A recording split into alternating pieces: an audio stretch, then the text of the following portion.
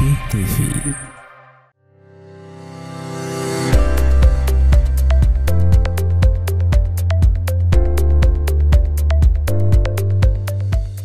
Assalamualaikum warahmatullahi wabarakatuh. Alhamdulillah berjumpa lagi di keluarga Sakinah, program El Fatih TV, dan alhamdulillah kita terus berbahagia karena Ustadz pembina kita, Ustadz Salman Abu Sipa, selalu menemani kita di program kita. Assalamualaikum Ustadz. Waalaikumsalam warahmatullahi wabarakatuh. Masya Allah, sehat ini? Alhamdulillah. Masya Allah. Sudah Ramadan dan ditunggu video-video tak setelah Ramadan tidak muncul-muncul kayaknya.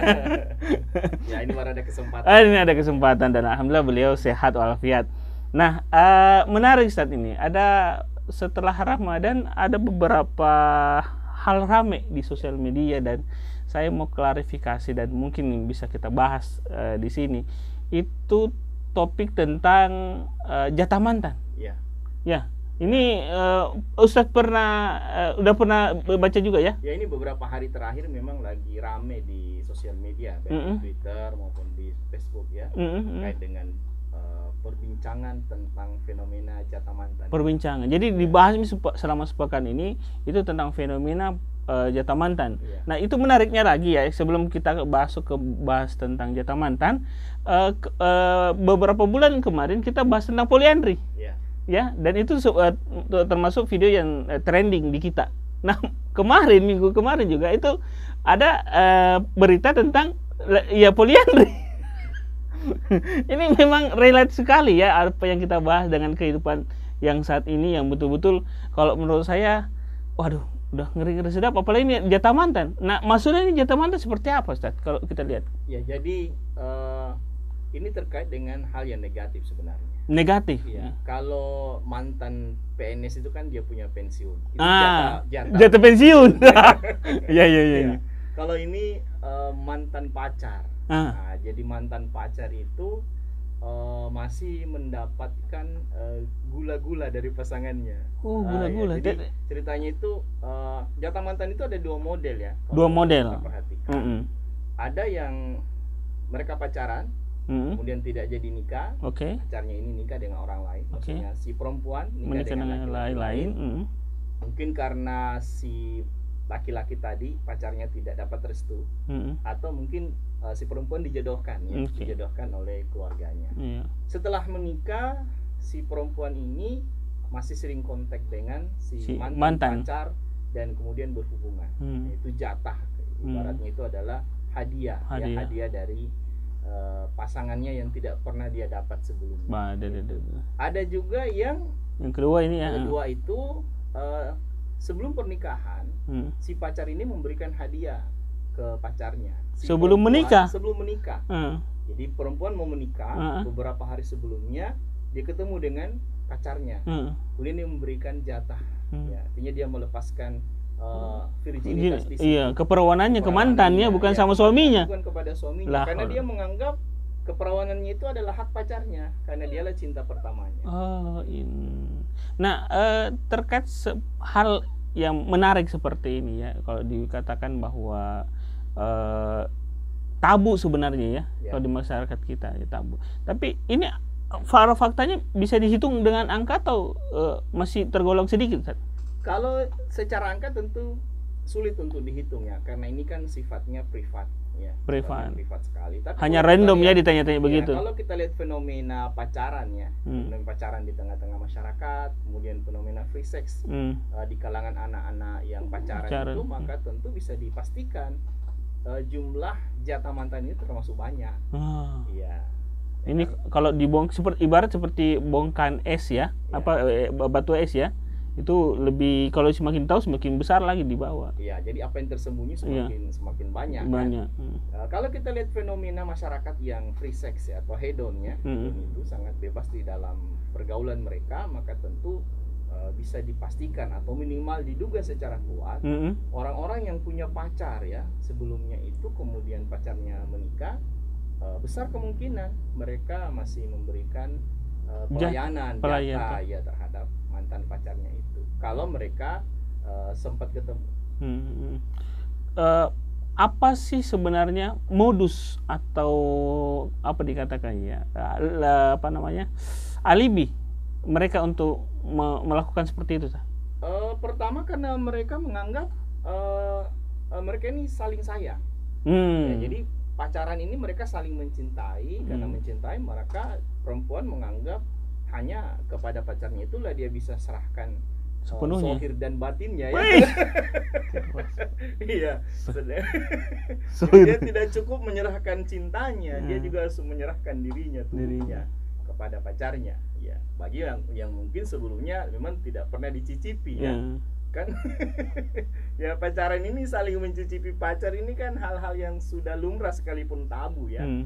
Secara perspektif agama itu tabu kan, itu perzinahan, tapi dari sisi pergaulan itu sangat banyak. Jadi yang pertama mereka melakukan karena menganggap itulah cintanya, mereka layak untuk melakukan, atau si perempuan merasa pantas untuk menyerahkan dirinya kepada pacarnya itu.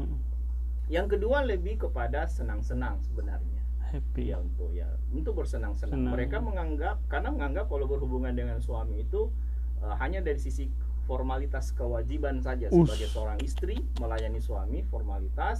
Di situ tidak ada cinta dan tidak ada kesenangan. Nah, untuk mendapatkan kesenangan itu dia berhubungan dengan mantannya.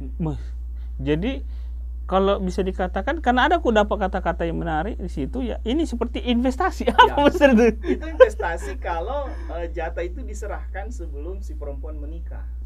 Jatah sebelum perempuan itu menikah. Ya, jadi itu investasi. Jadi dalam makna siapa tahu itu yang jadi. Ya. Kalau jadi, itulah buah dari apa yang mereka tanam. Nah, itulah yang menjadi istilahnya buah cinta mereka. Walaupun suami yang sama bisa jadi tidak tahu ya. Ya, kebanyakan tidak tahu. Kebanyakan tidak tahu. Sekalipun nanti mungkin bingung kok wajahnya tidak mirip ya. yang agak terselamatkan kalau misalnya si suaminya ini wajah suaminya mirip-mirip dengan wajah pacarnya. Iya. Tapi kalau sangat beda baik dari sisi warna maupun dengan postur, itu sangat kentara tentunya. Tentunya akan sangat bermasalah di nasabnya juga ya, akhirnya di anak. Jadi kan itu kan nanti kan akan bingung nanti secara syariah, kan bingung ini sebenarnya anaknya siapa. Ya, karena berhubungan beberapa hari sebelum menikah. Nah, kemudian mereka menikah dan nanti tes positif hamil kan setelah berhubungan dengan suaminya. Iya, betul. Kalau di Amerika seingat saya itu ada acara variety show ya, kayak di studio itu ada anak terus bapaknya sama istrinya. Nah, ini anak dikasih tahu DNA dia benar anaknya ini atau ini. Nah, itu kan luar biasa kalau dikatakan era masyarakat yang apakah bisa dikatakan modern atau apa ya, masyarakat seperti itu. Saya bisa menerjemahkan. Modern secara sarana dan prasarana kan, peralatan saja yang berkembang. Tapi perilaku itu sama saja dengan masa lalu, bahkan lebih buruk. Dengan masa lalu. Kenapa lebih buruk? Karena hubungan persinahan itu bisa lebih masif ya, karena mudahnya komunikasi dan mudahnya transportasi. Orang bisa berjumpa kapan saja, bisa janjian di mana saja. Itu modern, secara prasarana modern. Tapi secara pemikiran terbelakang. Dan pergaulan ya sama saja dengan masa lalu kalau kita lihat sekarang ini. Dengan adanya free sex segala macam. Jadi memang kan yang paling rumit untuk diselesaikan di tengah-tengah masyarakat itu adalah moral. Problem moral. Karena sangat sedikit negara yang mengintervensi moral ini untuk diperbaiki. Betul. Karena lebih kepada mengusung kebebasan individu di mana masyarakat atau negara tidak boleh campur tangan terkait dengan kebebasan individu, sehingga ya masyarakat ya dibiarkan begitu saja selama dianggap tidak mengganggu orang lain. Ya, jadi bisa ya, kalau dengan alasan tadi Ustaz, masyarakat modern, terus ya bisa katakan lagi kecerdasan intelektualnya, bahwa kita ya beginilah pergaulan zaman sekarang dengan kebebasan pergaulan, free sex, terus belum lagi LGBT kemarin yang fenomenal gitu kan, yang dibahas sama podcast di sebelah, bukan di sini. Kalau sini kan open the door, bukan close the door.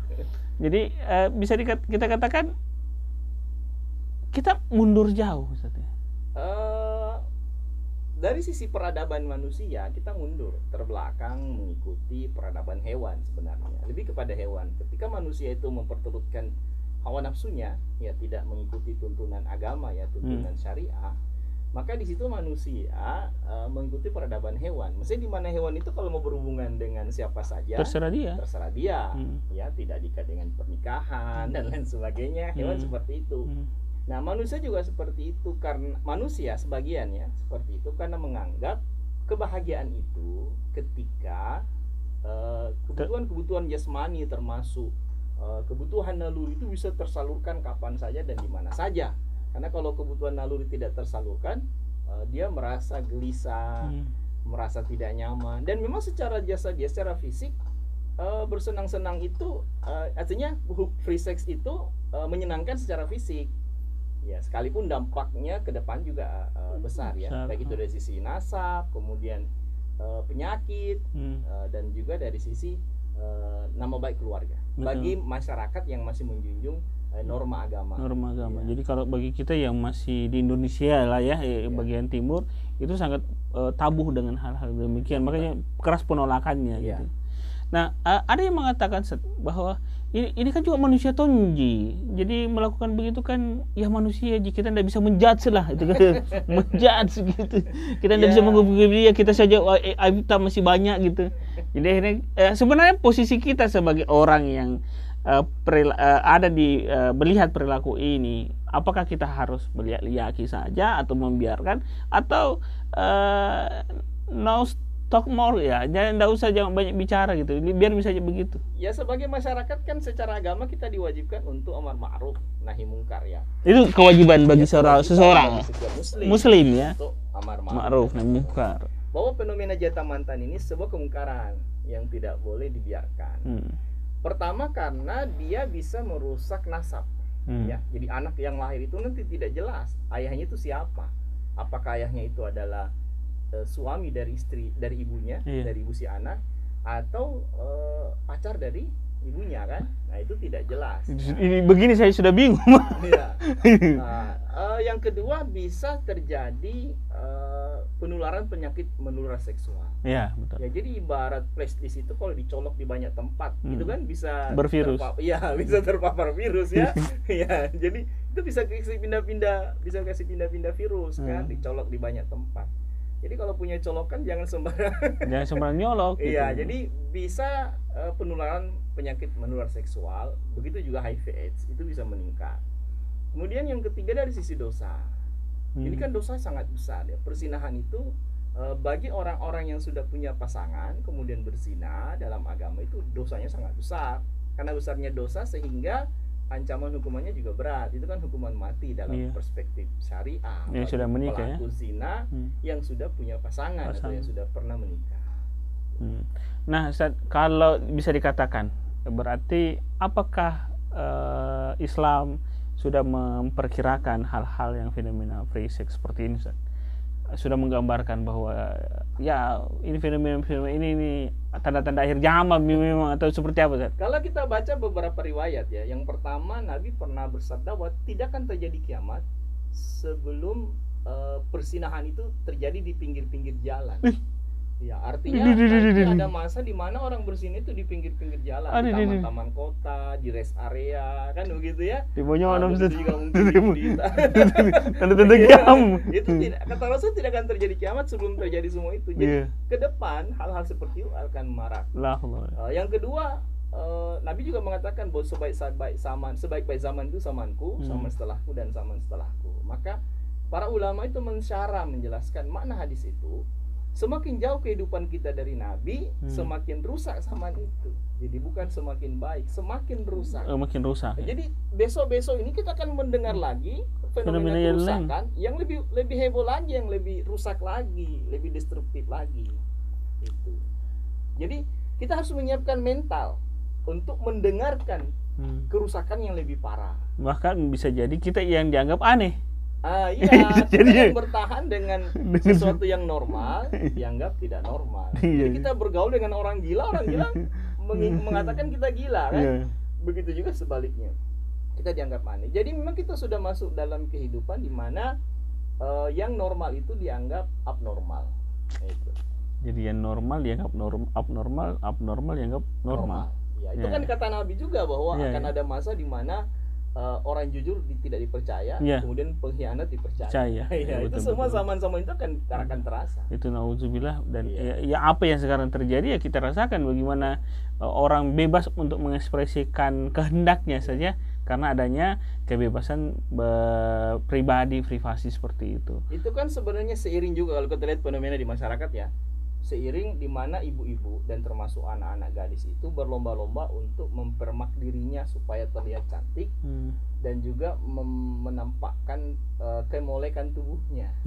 Itu sebenarnya kan indikasi bahwa wanita itu sudah sampai pada level hampir tidak mampu lagi menahan syahwatnya.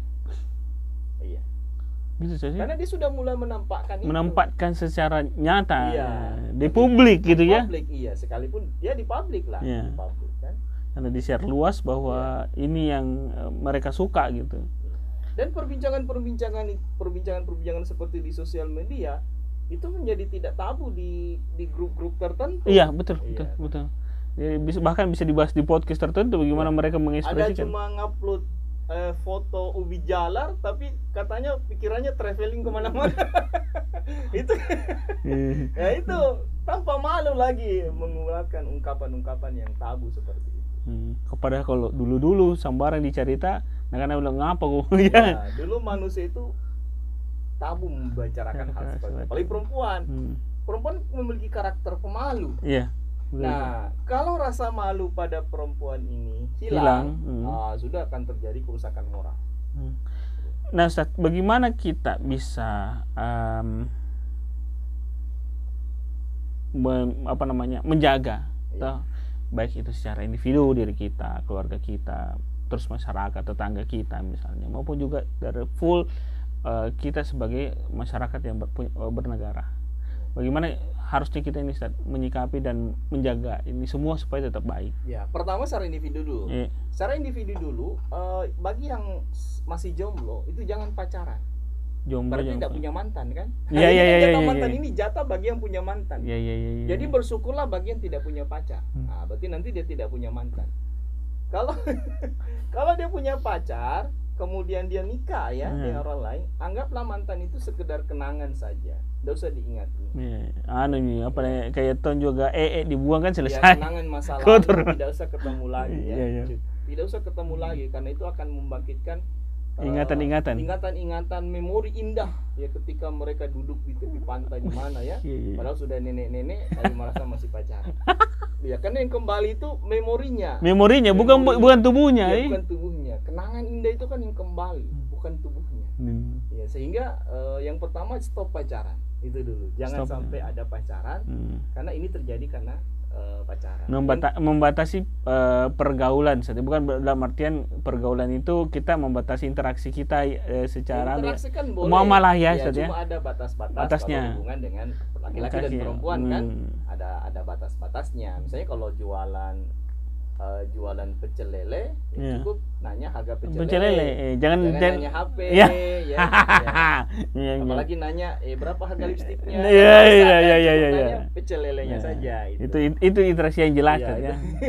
Jadi yang pertama stop pacaran secara individu. Yang kedua masyarakat harus ada kontrol dengan masyarakat. Kalau kita lihat ada orang pacaran, ada berkhalwat ya, atau ada tetangga yang sering terima tamu laki-laki padahal bukan suaminya, bukan kerabat dekatnya, ya itu harus ditegur, harus ditegur. Karena kalau dibiarkan murka Allah itu tidak hanya menimpa orang-orang yang berbuat maksiat, tapi termasuk orang-orang yang mendiamkan kemaksiatan. Kemudian negara yang paling memiliki kewenangan dan juga kemampuan kan untuk mengawasi masyarakat dengan cara edukasi tentunya, pembinaan, kemudian pencegahan supaya orang-orang yang sudah menikah itu tidak selingkuh. Ini kan sebenarnya perselingkuhan ya, kepada perselingkuhan, tapi perselingkuhannya kepada mantannya ya. Jadi negara tidak dibatasi oleh hak individu tadi, bahwa negara tetap juga mengurusi urusan individu. Iya, kalau negara itu peduli pada moral. Kalau negara itu peduli dengan moral. Negara tidak peduli pada moral, ya tapi kan negara harus peduli pada moral supaya negara itu punya peradaban yang tinggi. Ya, jadi negara harus melakukan pencegahan. Yang ketiga, negara harus melakukan penindakan. Ya, kalau ditemukan perselingkuhan di tengah-tengah masyarakat. Ya, penindakan itu ya dengan hukuman, ya dengan sanksi sesuai dengan tingkat kejahatannya. Apakah cuma berkhalwat, apakah berzina? Kalau berzina kan secara syariah ya dirajam kan? Ya. Kalau sudah punya pasangan. Kalau belum punya pasangan ya dicambuk 100 kali. Ya, Masya Allah, tabarakallah, itu luar biasanya Islam menjaga hal yang sangat detail biar urusan individu seperti harus itu. Harus ada pencegahan, di dalamnya ada edukasi, ya saya ada edukasi dan lain sebagainya. Kemudian ada kontrol kan? Iya. Ya, ada kontrol di tengah-tengah masyarakat. Yang ketiga ada penindakan. Kalau cuma pencegahan tidak ada penindakan juga repot. Orang-orang yang bermaksiat itu nggak apa-apa, paling didata aja. Ya. Kan kebanyakan cuma didata. Ya betul-betul. Data. Iya, jadi begitu lagi nih. Iya. Paling banter dipanggil keluarga. Nah, makanya setiap ada aparat yang melakukan penggerebekan, pelaku-pelaku itu kan sudah tahu polanya. Tidak bawa kartu identitas. Mana KTP-nya? Tertinggal di kampung, Pak. Telepon orang tuamu. Nggak ada HP di sana, Pak, nggak ada signal. Jadi dia tahu betul supaya tidak terlacak. Dia tidak bawa kartu identitas. Anda tanya ke Ustaz bagaimana caranya. Bayar. Jadi polanya seperti itu. Iya. Makanya banyak yang mati di hotel tidak tahu kartu identitas. Ya. Jadi pelaku-pelaku misalnya para pelacur-pelacur itu ya. Itu memang sengaja tidak bawa identitas. Karena supaya kalau didapat dia tidak bisa didata. Atau bisa saya sebut nama lain kan, namanya Mawar kan, macam-macam. Kalau kan namanya Mawar, Melati. Itu saking dibebaskannya, dan harusnya negara itu ikut campur untuk menjaga itu. Kalau di negara kita ada undang-undang yang kemudian menindak pelaku persinahan dan perselingkuhan. Tapi undang-undang itu hukumannya terlalu ringan. Misalnya perselingkuhan itu hanya diancam hukuman 9 bulan penjara. Itu pun masuk delik aduan. Kalau diadu baru ditangkap. Ya, ada pasangannya yang melaporkannya, merasa keberatan, diproses. Itu pun ancaman hukuman kan 9 bulan. Dan jarang-jarang ada pelaku kejahatan itu dihukum dengan hukum maksimal. Jadi kalau misalnya hanya dihukum 2 bulan, dia tidak jera. Iya. Dan kebanyakan juga keluarga yang seperti itu tidak mau melapor karena takut terungkap aibnya di tengah masyarakat. Jadi akhirnya cenderung ya diam saja, selesai. Ujung-ujungnya ya dilupakan nih ya, kalau di Indonesia kan begitu. Ya, sehingga pelaku itu ya tidak takut kan, tidak takut dengan ancaman hukuman yang ada. Benar. Ya dia masih lebih takutlah dengan hukum sosial ketika namanya itu dipublish. Tapi bagi orang-orang yang sudah tidak punya rasa malu, ya dia juga tidak khawatir dengan sanksi sosial itu. Karena di masyarakat sendiri sudah hampir tidak ada sanksi sosial. Iya, betul. Tidak ada lagi hukum adat atau segala macam sekarang kayak di Indonesia. Orang yang pelaku kriminal tapi kemudian datang bawa sembako, datang bawa hadiah, ya orang mesti terima. Nah, orang-orang pelaku kemaksiatan misalnya persinahan dan pelacuran pun seperti itu. Ketika pulang kampung dia bawa hadiah, dia bawa apa. Sehingga orang-orang yang awalnya antipati merasa senang karena merasa terbantu. Dan itu akhirnya yang membuat banyak media dimaklumi dengan keadaan seperti itu. Dia bilang, ada baiknya itu orang. Mudah-mudahan dengan sedekahnya kembali ampuni dosanya. Jadi ini ada dosanya, ini ada sedekahnya. Mudah-mudahan sedekahnya ini menghapus dosa-dosanya. Iya. Nah, kalau bicara begitu, Ustaz, apakah seperti itu Allah mengampuni dosa orang berzina, atau memang harus ditakzir dulu atau dihukum dulu?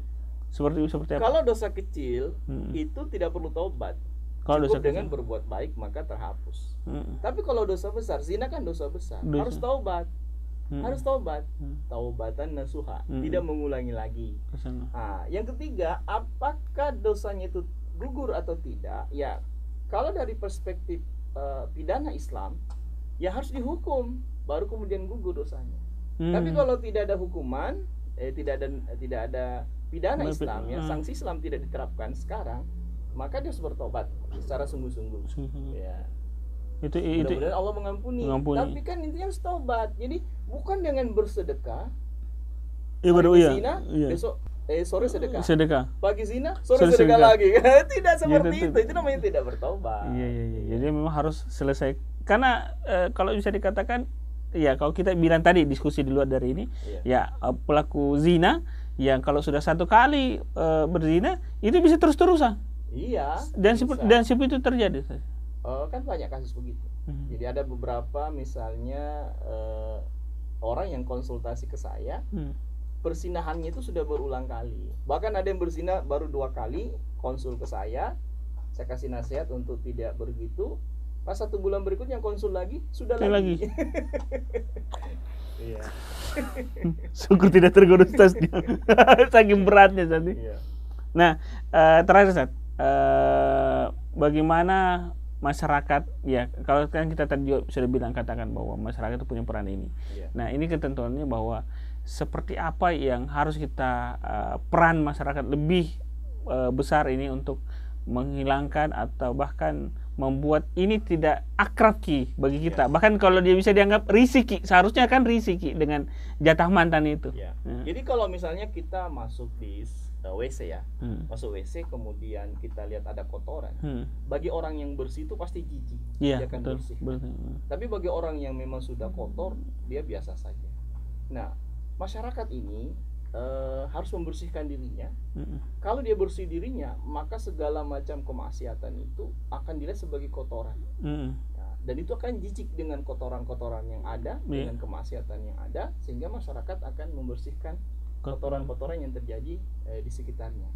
Maka memang masyarakat ini tidak bisa diharapkan untuk melakukan kontrol di tengah-tengah mereka kalau masyarakat sendiri ya secara pemikiran dan perasaan sudah rusak. Iya, betul. Ya, ada najis dalam pikirannya, ada najis dalam perasaannya. Ada kapitalisme, ada hedonisme, ya, yang merupakan najis dalam pikiran dan perasaan. Kalau itu ada dalam benak dan perasaan, maka masyarakat juga kan menganggap itu hal yang biasa. Maka masyarakat dibersihkan, kemudian masyarakat yang melakukan kontrol. Iya. Ini juga sebenarnya yang saya juga mau katakan bahwa pernah juga netizen di luar sana yang tanggung jawab takmi ini terhadap kontrol hal-hal yang tidak punya moral di masyarakat kita untuk bukan hanya berkomentar padas ya, bukan padas tapi juga menjaga supaya hal-hal seperti ini diberikan nasihat. Karena netizen kita kan beragam memang ya. Plus 62 ini menarik ya, bahkan negara pun bisa diserang sama Plus 62. Tapi menariknya ya kita punya tanggung jawab, subscribernya El-Fatih TV, kita berharap juga bisa menjadi seorang pengaman dakwah, mensyiarkan bahwa hal-hal seperti ini kayak kita bilang tadi Ustaz, jatah mantan itu adalah kemungkaran. Ya, kemungkaran yang harus kita lawan dan tidak boleh dibiarkan, dan bisa kita harus nasihati orang-orang sekeliling kita. Jadi orang-orang yang sadar dan paham betul tentang kebenaran, al-haq dan yang batil, itulah yang berperan di tengah-tengah masyarakat untuk membangun edukasi bahwa ini sesuatu yang salah, ini maksiat harus dijauhkan. Ya, supaya orang-orang sekitar ikut terpengaruh. Jadi ada kampanye anti kemaksiatan, kampanye anti jatah mantan. Bukan jatah pensiun boleh. Karena kita harus menerima pensiun.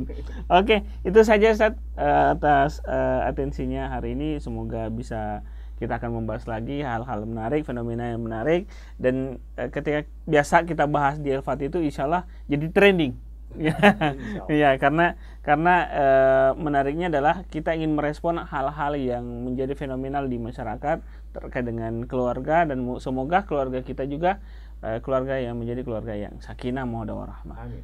Terima kasih dari saya Ustaz Salman Abu Sifa. Terima kasih kru El-Fatih TV. Kita berjumpa lagi di program berikutnya. Wabillahi taufiq hidayah. Assalamualaikum warahmatullahi wabarakatuh. Waalaikumsalam warahmatullahi wabarakatuh.